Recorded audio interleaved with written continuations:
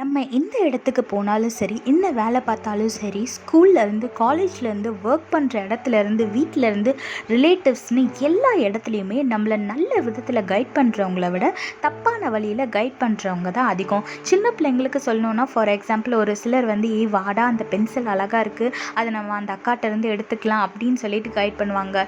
இப்போ பார்க்க சின்ன விஷயமா இருந்தாலும், அவங்க பெரிய பசங்களாக வளரும் போது அது வந்து நார்மலைஸ் ஆகிடும். இது என்ன தப்பா, எல்லாரும் பண்ணுறது தானே அப்படின்னு நார்மலைஸ் ஆயிரும். அதே மாதிரி பெரியவங்களுக்கு வந்து, "ஏ வாடா, இன்னைக்கு பார்ட்டி பண்ணலாம், தண்ணி அடிக்கலாம், சிகரெட் அடிக்கலாம்" அப்படின்னு சொல்லிட்டு கூப்பிடுவாங்க. அது வந்து போக போக ஃப்யூச்சரில் அப்படியே அதுவும் நார்மலைஸ் ஆயிரும். எல்லாரும் பண்ணுறது தானே, இதில் என்ன தப்பு இருக்குன்னு.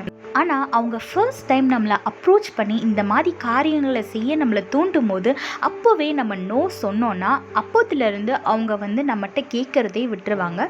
நம்மளை விட்டு தள்ளி போயிடுவாங்க. இவெல்லாம் அதுக்கு சரிப்பட்டு வரமாட்டா, இவெல்லாம் கூப்பிட்டா வரமாட்டான் அப்படின்னு சொல்லிட்டு நம்மளை விட்டுருவாங்க. வேதத்தில் பாருங்கள், யாக்கோபு 4:7 போட்டிருக்கு, "ஆகையால் தேவனுக்கு கீழ்ப்படிந்திருங்கள், பிசாசுக்கு எதிர்த்து நில்லுங்கள், அப்பொழுது அவன் உங்களை விட்டு ஓடி போவான்னு" வேதத்தில் போட்டிருக்கு. ஆமாங்க, பிசாசுக்கு நம்ம எப்படி எதிர்த்து நிற்கணும்? பிசாசு வந்து நம்மளை வந்து டைரெக்டாக வந்து அட்டாக் பண்ண மாட்டான். எப்போவுமே நம்மளை வந்து ஏதாவது ஒரு பாவம் செய்கிறது மூலியமாக தூண்டி, யாரையாவது அனுப்பி நம்மளை வந்து பாவம் செய்ய வைக்கிறது தான் அவனோட மெயின் கோலே. அதை நம்ம எதிர்த்து நிற்கணும்னா, யாரெல்லாம் நம்மளை வந்து அந்த மாதிரி வழிகளுக்கு கூப்பிட்றாங்களோ அவங்கக்கிட்ட நம்ம ஸ்ட்ராங்காக நோ அப்படின்னு சொன்னாலே நம்ம பிசாசுக்கு எதிர்த்து நிற்கிறதா அர்த்தம். அது மட்டும் இல்லைங்க, அந்த பாவத்துலலாம் இருந்து விலகி இருக்கிறது கர்த்தருக்கு கீழ்ப்படுகிறது. அதனால் கர்த்தருக்கு கீழ்ப்படிந்து பாவத்தை விட்டு விலகி ஸ்ட்ராங்காக பாவத்துக்கு நோ சொல்லி பழகுங்க. சாத்தானை எதிர்த்து நில்லுங்க. இந்த உலகத்தை ஜெயிக்கிற ஜெயத்தை தேவன் உங்களுக்கு தருவார். சாத்தானை எதிர்த்து நில்லுங்க. ஆசீர்வாதமான வாழ்க்கை வாழுங்க. கர்த்தர் உங்களோடு கூட இருந்து உங்களை ஆசீர்வதித்து பாதுகாத்து வழி நடத்துவாராக. ஆமென்.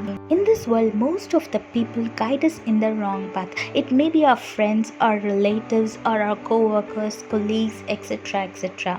For example, your friends will call you to go to the pub and have a party and drink, or take the cigarette, or to steal something like that.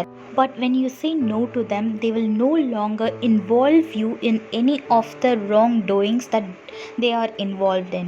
So likewise, in our life, we should stay strong against the devil. Look what the Bible says in James chapter 4 verse 7. So humble yourself before God, resist the devil, and he will flee from you.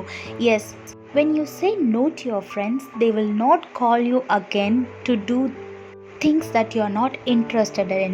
Likewise, when the devil insists you to do some sin, you should say no and stay strong in your decision.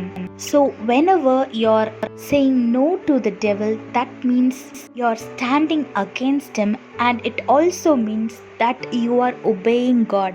So hold on to his word and follow his commandments, and stand against the devil, and you will win the battle. Stand against the devil, obey the Lord, follow his commandments, and live a blessed life. God bless you all. Have a blessed day. Amen.